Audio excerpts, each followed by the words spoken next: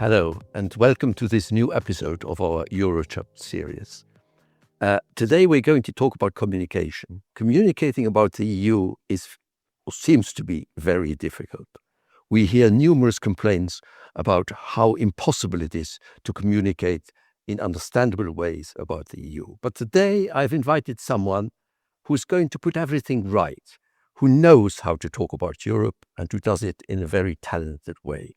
Hello, Bobby McDonagh. Hi, Jim. You're very generous in your comments. Bobby, well, that's because I've known you for such a long time. Bobby, you are one of the rare people who have actually lived within three different EU institutions. I think you started in the Parliament, you had some time in cabinets in the Commission, and of course, as a national diplomat, you were a member of the Council. And you were, of course, the permanent representative of Ireland to the EU. So you have a really good view. Apart from that, of course, you have been an outstanding national diplomat, being posted, among others, as an ambassador to Italy and to the UK. So you know Europe inside out. Now, you have decided to write a book about Europe. The European Union in 12 Objects, which has just been published by the IIEA with the collaboration of the European Commission. Can you tell us what made you write this? Why did you do this? And how did you find this idea of centering your communication around objects? I decided to do it for two reasons, Jim. First of all, because the European Union is more important than ever. As Mark Carney said when he was in Europe quite recently, we are not doomed to a more insular, brutal and transactional world. The restoration of the international order will come out of Europe. Sometimes it takes people outside of Europe to recognize our qualities more than we do ourselves. But aligned with that, combined with that importance of Europe, it's very poorly explained. And I've always been frustrated about the lack of knowledge in the general public about Europe. I've worked very hard over the years to explain it. So I hit upon this idea inspired by a book that was produced by the British Museum, A History of the World in 100 Objects, where they took an object like a clay model of cattle from the 2nd century BC or a Greek vase. And I decided to do the same, the European Union in 12 objects. So instead of going through it in a clunky way, I just chose 12. I chose the number of 12 because there are 12 stars on the European flag. And I thought it would be an original and engaging way to explain Europe. I personally think it's a brilliant idea when I looked at it, because I'm obsessed with communication and I try to communicate about Europe since I retired 5 years ago. So when I saw what you'd done, I thought it was absolutely stunning. So let's get into the objects, if I may say that way. The first object you mentioned is a mirror, and you use the mirror to talk about identity. Identity is a very difficult object. I mean, we see in many member countries movements centered around identity, extremist movements who put identity in a very narrow way. And so can you tell us a bit about what does the mirror say about identity in Europe and of Europe? Jim, I think that the politics of identity is always very simple, but the reality is complex. So, for example, we have an American president who criticizes migrants in America who's married to somebody from Slovenia. Or we had a British Prime Minister who was largely responsible for Brexit, who frightened the British public with a fictitious threat of Turks coming into the UK. And his grandfather was, of course, Ali Kemal, a Turkish journalist. Boris Johnson. The messages are very simple, but the reality is more complex. And I think in the European Union, according to opinion polls, a large majority of people, more than 3/4, I think, are comfortable with multiple identity. They're both European and national. Whereas Brexit was largely as a result of an incapacity to realize that it was possible to be both British and European. Now, in my work in Europe, I realized that you don't have to choose between a national identity and a European identity. When I was an Irish diplomat, the only thing I did was to pursue Irish interests. I never said, let me pursue European interests instead. But the important thing was to realize that Irish interests included a European dimension, in the same way that the Irish identity includes a European identity, and it works the other way around. In the Commission and Council where you worked, and where I worked in the Commission and Parliament, you are paid to advance European interests, but you do so while accepting and understanding that Irish and Swedish and Portuguese interests have to be taken into account. Absolutely, Bobby. I think this is a very important point, because there is no abstract European interest. It doesn't exist. It's a conjunction of the national interests. And of course, you rightly say, your country, my country, when I was a Luxembourg diplomat, of course we defended the Luxembourg interests, because our government, whom we represented, were elected by the Luxembourg people. So, but what I find so fascinating about the EU is that we have found an infinitely more intelligent way of defending our national interests than before the Second World War, by working together, by sitting in the same rooms, and by finding consensus which in fact is in the interest of everybody.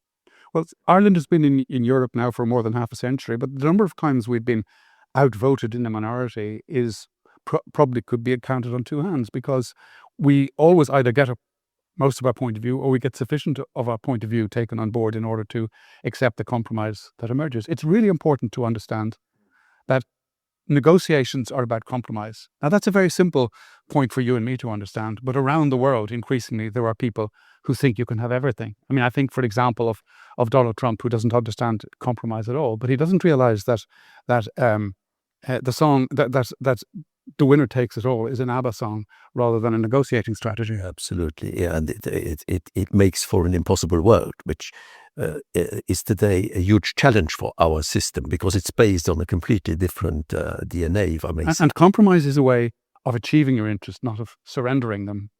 And again, I mean, when I was the ambassador in London before Brexit, a conservative frontbencher who came to lunch said to me, when we get into government, we're going to have to change the British operation in Brussels because they're not doing a good job. And I said, look, hey, I'm an Irish ambassador. I shouldn't have to say this to you, but your officials in Brussels are doing an extremely good job. They're arguably the most efficient. Yes. But the problem there was that he and many people from his party didn't realize that it's better to have 3/4 of a loaf than to have no bread. Compromise was a dirty word for them. I mean, mentioning this, it reminds me of something. What I always told the British friends, they were always very surprised about the Franco-German relationship. And they said, I mean, look, how come that they are so close together? Because on defense, we are much closer to the French than they are to the Germans. And on the economy, we are much closer to the Germans than they are to the French. And I said, yes, but you haven't understood one thing. And that's the political will of the French establishment and the German establishment to work together. So they start from different ends. In the end, they find a compromise. And they do not look at each individual decision, just making a kind of calculation. Is it in my interest 51%, and I vote for, or 49% I vote against? And that's what the British are doing. They never understood this. Yeah, because, I mean, the reason that the Franco-German so-called motor was effective in Europe was not because they agreed with each other, it's because they disagreed with each other.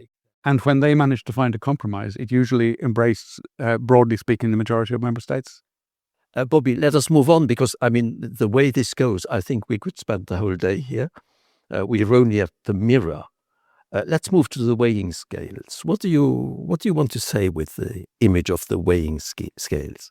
Well, I think we're moving on logically from what we were saying, because the weighing scales is about compromise. It's not about victory. And one of the reasons that populists everywhere, both domestically, from Farage to Le Pen and so on, but internationally, one of the reasons they hate the European Union is because the European Union is based on compromise. But of course, in the end of the day, there is nothing but compromise. So if you look at the situation in the US war against Iran, Trump thinks or thought at the beginning that he could win. But in the end, it's all about compromise. But the populists hate that, and they genuinely do hate us. You just look at J.D. Vance and Elon Musk and so on. They want to undermine our superb cooperation, our democratic countries, because we are everything that they are not. And the other three things, if I may say, that they hate, I mean, the first thing is compromise. The second is complexity, because they think everything is simple. The third is diversity, because the first thing that populists do is to go against people of a different skin color. They don't believe in diversity. And of course, fourthly, the European Union is based on the inevitability of imperfection, because we are human, and the European Union was established not because Europeans are better than other people. It was established by Europeans because, with the history of the 20th century, we understood the imperfection perhaps better than anyone else. So we established the institutions to manage that imperfection. So the populists hate the fact that we're so diverse, that we believe in compromise, that we manage complexity so well, and that we understand imperfection.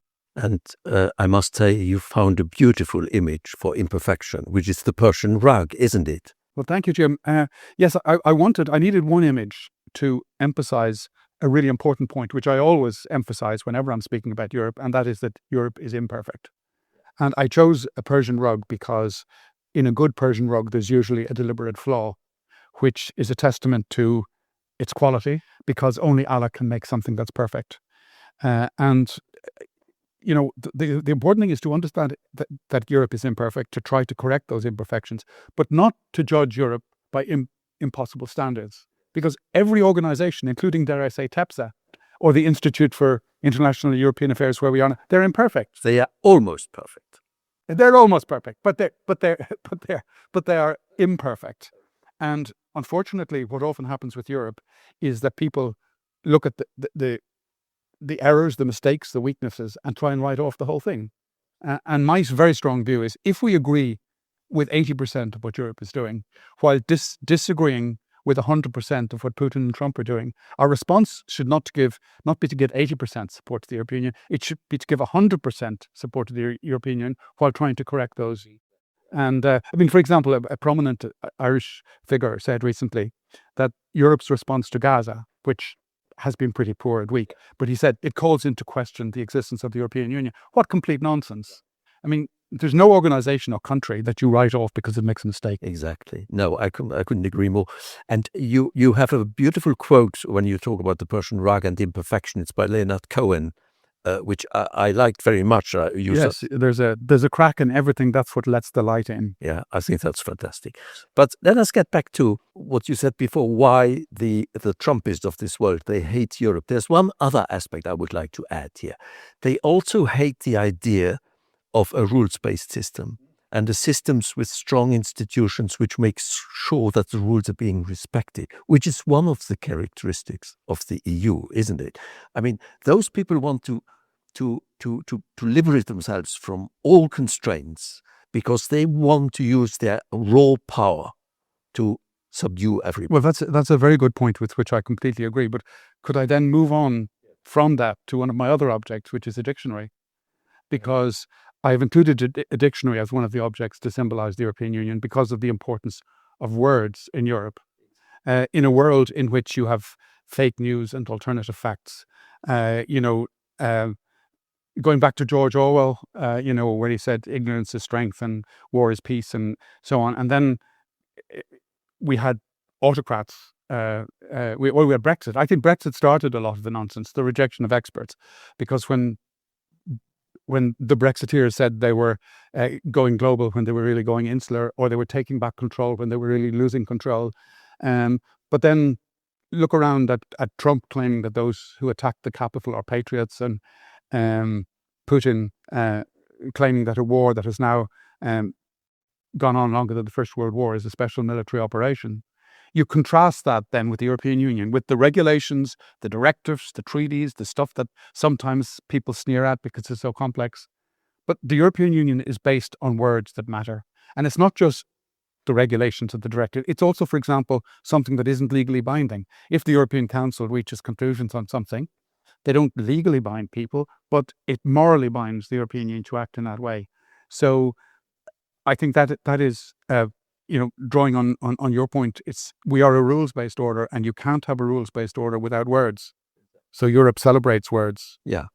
And of course, without institutions. So let me come to the institutions, because there you have several objects. You have the table for the Council, you have the Rubik's Cube for the Commission, you have the jigsaw for the Parliament, and you also have the chair, but we'll come back to the chair a bit later. I'll try to do it in a couple of minutes, but I'm reminded of Woody Allen once said, I did a very good speed reading course. I read War and Peace in 2 hours. It's about Russia. So I'm going to have to fairly brief in what I'm saying, but I chose a Rubik's Cube for the Commission because I think there's an extra dimension to it.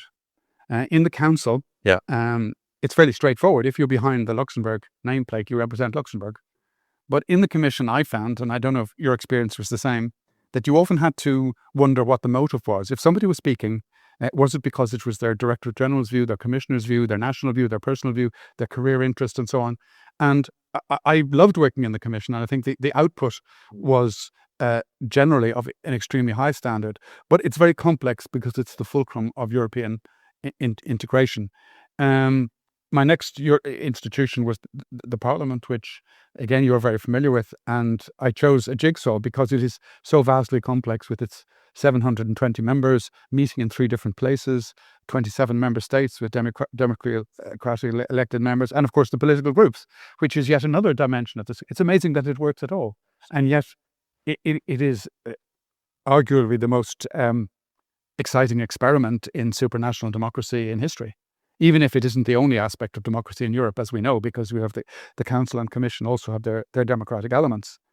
And then the third of the main institutions is the Council, which I've represented by a table, because when we say that somebody has a seat at the table, we mean at the Council. It's the Council table at which Ireland will be presiding in its presidency starting on the year. Exactly. And there's so much one could say about that, but I think one is that there's an ethos of accommodation. As you know, people aren't trying to pull a fast one on you in the Council. They're not trying to reach agreement when you're out of the room. So insofar as possible, even if a qualified majority is emerging, when the other member states don't try to isolate you and put you in a box, they say, how can we accommodate you? The Council is not a voting machine to crush. I mean, this is also something which people often struggle to understand. They think that it's, and it should be a machine. No, any presidency, and the Irish presidency, the 8th Irish presidency by now, and you have lived quite a few of them, they will always work to find a consensus wherever possible. If it isn't possible, then you vote, of course. The other thing which is interesting about the table, this is a table where every single member country have their own seat, equal to the others, sitting around the table. Or if you're at the level of the European Council, the Luxembourg Prime Minister, the Irish Taoiseach can speak as much as the French President or the German Chancellor. And that is something which is unique. It's a very big thing for small countries, Jim. I mean, you come from Luxembourg and I come from Ireland. It's true in some way of every country that it's important to have a seat at the table. But let me just say, in Ireland's specific case, we have a long history where we were dominated by a larger island that happens to be situated next to us. And we saw the world refracted through our relationship with Britain, more or less until we joined the European Union. And not only did we find ourselves as part of an organization that was rules-based, so it was good to have a relationship with the United Kingdom that was rules-based for the first time in history, but we were also sitting around a table. And at the first Irish presidency in 1975, when we chaired the European Council, it was a remarkable thing psychologically for Ireland. There we were, a country that was struggling to get on a national stage beyond the UK, and there our Taoiseach, our Prime Minister, was chairing a meeting with François Mitterrand and Helmut Schmidt. So, yeah, having a place at the table. And of course, again, this is a point that is very important for the public to understand, and you know it very well. But we have a place, like you do, your country does, at every table in Brussels, at every level. Every day. As we speak now, there are dozens of meetings going on in Brussels. And very often I think the public here are possibly better informed than in most countries, but they seem sometimes to have an idea that either we accept everything that the Commission proposes or that we should be Eurosceptic and reject the whole thing. The fact is we have a seat at the table, we can influence things, we punch above our weight, but we can always do better. And I think that's a really important point to get across. I think, I mean, if I may say a word as a Luxembourger, I mean, I say this because, you know, I was always flabbergasted when the British were telling me that we were crushing their identity. I mean, they ruled the world. I, as a small Luxembourger, never feared for my identity. Our identity has been enhanced by the European Union in a fantastic way. Ireland's independence has lasted 100 years, and it could really divided between the first 50 years and the second 50 years after we joined the European Union. And since we joined the European Union, Ireland has been far better off in terms of prosperity, equality, modernity, security, and I mean, the point you make there, you don't cease to be Luxembourgish when you're around the table. I mean, sometimes people might think that Europe is a melting pot, Brussels is a melting pot, and people lose their identity. In fact, I can think of no more colourful way in which national identities are asserted. I mean, I think of, say, the assertiveness of the Spaniards, which you're very familiar with, the philosophizing of the Italians, the certainty of the Dutch. Yeah, absolutely. That's what the beauty of diversity. And that is also something sometimes people think we have to be we have to have unity. I say, yeah, it depends on what you mean by that. At the outset, no. I mean, we have diversity. We have even diversity of interests. The trick is to transform that into unity of action. That's what it is all about. Well, it's a pleasure to be interviewed by somebody who agrees, whom I agree with so much.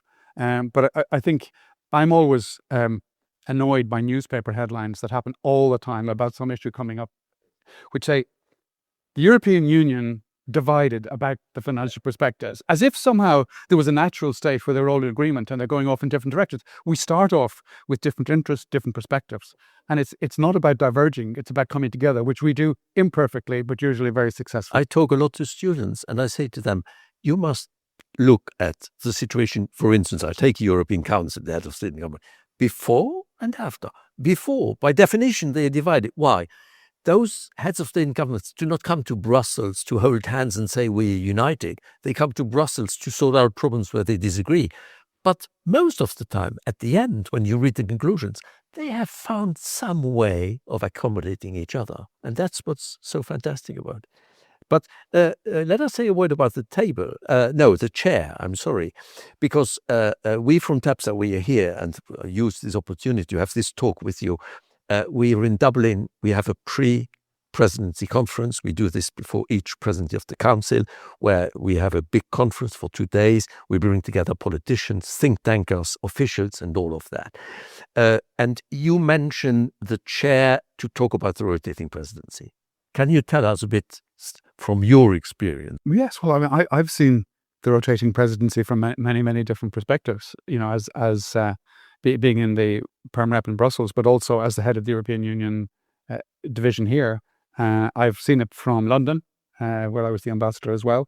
And you can see that the tentacles of a presidency go everywhere. I mean, primarily they're in the capital and in Brussels, but also around the world, wherever we're represented, it plays a role. And Ireland, I think, generally is seen as having one reasonably good presidencies because we're compact. We put all our energy into it. We're good at compromises. We're naturally English speaking, which is, I mean, I know most people these days speak incredibly good English, but that's a little bit of a help as well. And I think this will be our most difficult presidency ever. I think the volume of work has grown, but I'm pretty confident that we'll come through it. And the other thing I'd just say about chairs, Jim, is, you know, the presidency is one chair, and I'm not going to talk about the president of the European Council, the Commission, and so on, except to say that of the 4 major long-term chairs in the European Union, 3 are currently held by women and 3 are held by small member states. So that's an answer to those who argue that Europe is entirely male-dominated or dominated by the big countries. Absolutely. And may I point out that the only country which has had 3 presidents of the Commission is Luxembourg. Why? Yeah.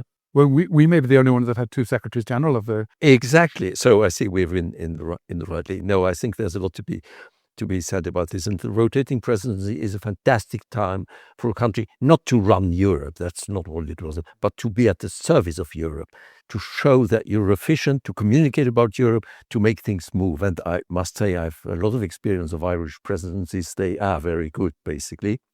You remember 2013, MFF, now it's coming back again. They play an important role there. I also remember 1996, when we were working together on the Amsterdam Treaty. We had the Constitutional Treaty, which became the Lisbon Treaty, and that was a very interesting negotiation as well, Phil. Bobby, I mean, we have to move on because we don't have that much time. The globe, I suppose the globe shows that we are players in the world, and we need to become stronger players in the world. Yes, for sure. I mean, we shouldn't underestimate our potential, as Mark Carney was saying. I mean, we're a major trade power and we're a supporter of multilateralism and so on. part of our weakness is also the positive thing that we're 27 independent countries, so it's difficult to reach common positions. But we need to become stronger on security, for example. But that is happening. I mean, if you thought when Russia invaded Ukraine 4 years ago that Europe would have reached the point of providing so much assistance to Ukraine, it probably wouldn't have been believed. So Europe does respond to crises as they arise, and we are moving in the right direction. But sometimes we appear like a vegetarian in a carnivore world, and we have to work a bit more like that. Well, that brings me to the last but one object, and that's the window and its communication. Because to be honest, Bobby, we are not very good in communication. We struggle. The Americans create stories. We talk about concepts. We struggle to create a narrative, and we look at the world with a certain pessimism, which I think in itself is right. It's the pessimism of the intellect, as Gramsci said. But we need more optimism of the will. We need to construct a more positive narrative. So communication, which you describe via the window, is really very important. Well, I always believe that optimism is a policy. Optimism is not an option. So we have to work at it. I think the problem for Europe is threefold. First of all, because most people identify with the local issue or the local scandal, and beyond that with the national issue. And Brussels seems that little bit further away, even though we are in Europe here in Dublin. I mean, but that's the first problem. The second is the complexity, because it's harder to understand Europe than it is to understand, say, the politics of Portugal. And yet the amount of media coverage in Portugal of Europe will be 10% of the coverage of Portuguese politics. And the third thing is, of course, there's so many blatant lies, fake information, disinformation. And we're in a vicious circle because people don't understand Europe because it's not explained. It's not explained because people are bored, and people are bored because they don't understand it. And I hope my small book will make a small contribution in helping people to understand it a little bit better. Bobby, we could go on for ages, but we'll have to conclude. But before we do that, I wanted to mention the last object you use, which is a drawer. And you say it is about the future of Europe. What does this drawer hold for Europe in your view? Because we live at really difficult times. We have multiple challenges. I mean, we have the United States, we're going rogue. We have the Russians who threaten our security. We have the Chinese who use us as a dumping ground for their products. So it's a difficult world. What's in the drawer for Europe? Well, Jim, the drawer is a little bit of a trick because, in my view, the drawer doesn't exist. Because if there were a drawer in which all the secrets of the future of Europe were contained, who would have it? I mean, van der Leyen doesn't have it, Macron doesn't have it, none of us do. So I put that in as a little bit of a trick in order to say there is no drawer. The future of Europe lies with us, in our hearts and in our brains. I mean, I can say a few words in predicting what might happen, but my main point is that the future of Europe is not predetermined. It depends on what our politicians do, our journalists do, how our parents bring up our children, about how think tanks like TEPSA operate. The future is in our hands.